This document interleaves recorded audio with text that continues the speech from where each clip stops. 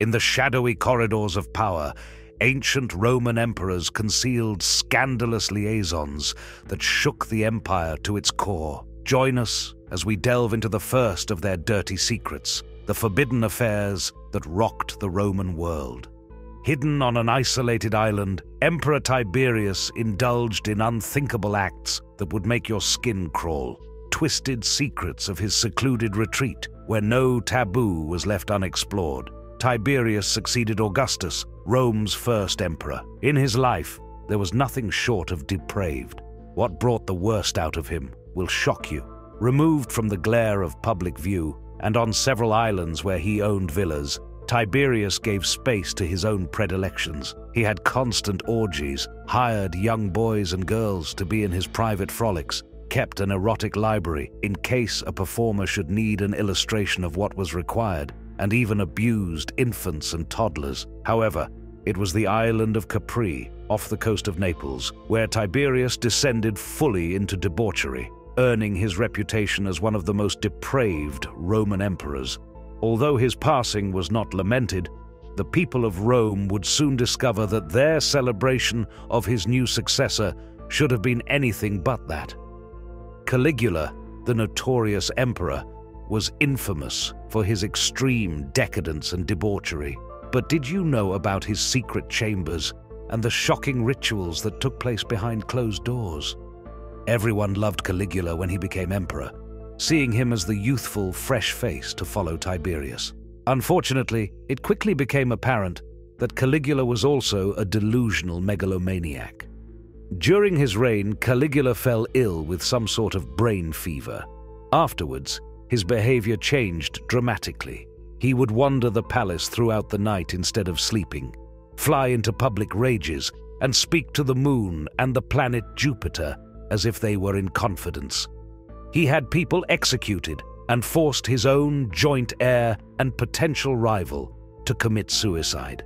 He terrorized and humiliated members of the Senate, for instance, making them run awkwardly alongside his chariot in their togas.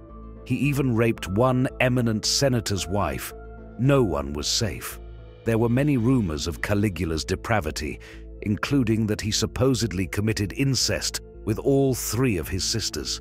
He had Roman citizens murdered for flimsy excuses, and he took pleasure from watching his victims being tortured. This emperor was so insane that if he ran across a man with a thick head of hair, he would have him seized and have his scalp roughly shaved on the spot, as he himself was balding.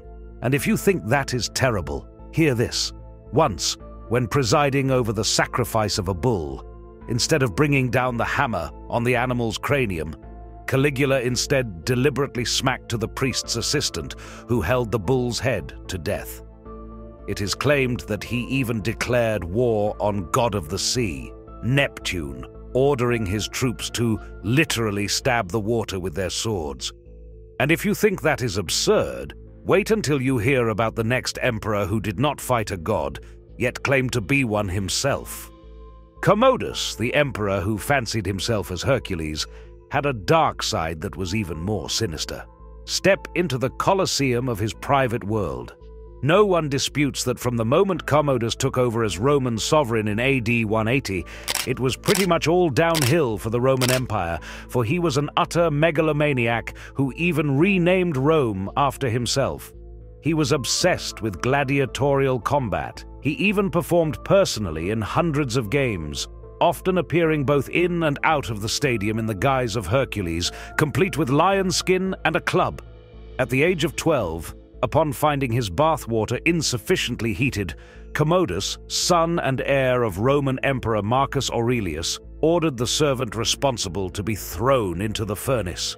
By the time he was an adult, tired of the failures of his predecessors, Commodus now decided to take a more active role in governing the city. He was sure that he could do a good job of it, because he had now decided that he was a god. Specifically, he had decided that he was the god Hercules reborn. In order to showcase this, he had statues made showing him with the hero's iconic lion skin and club, the same club he used to beat cripples and other unfortunates to death in the arena. Commodus didn't stop at declaring himself a god, though. By now, between his imperial names and self-bestowed titles, his full name was Lucius Aelius Aurelius Commodus Augustus Herculeus Romanus Exuperatorius Amazonius Invictus Felix Pius. That made 12 names, the same as the number of months in the year. This wasn't a coincidence, as Commodus officially renamed the months after each of his names.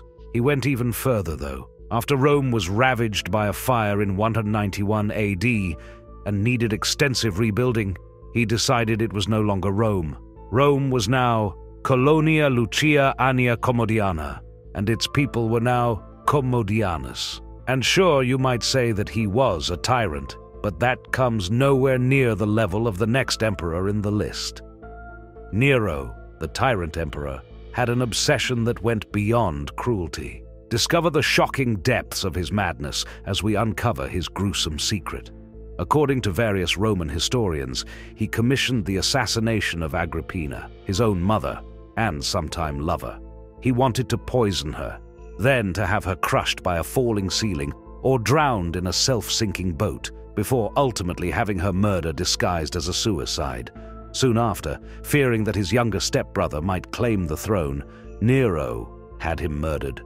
He got engaged at 11 and married at 15 to his adoptive stepsister Claudia Octavia, the daughter of a former emperor. At the age of 24, Nero divorced her, banished her, and even went on to order her to slit her own wrists. But it did not stop there. He also murdered his second wife, the noblewoman Sabina, by kicking her in the belly while she was pregnant. But as time went on, he came to regret it, and so he sought to find a person who looks exactly like her everywhere in the empire. But to his surprise, the unexpected happened. He ended finding a slave boy with his wife's facial features, whom he ended up then marrying in a huge ceremony. He spent a fortune building an ornate palace, only to have it burn down, along with the rest of the city of Rome, in a conflagration that lasted for more than a week.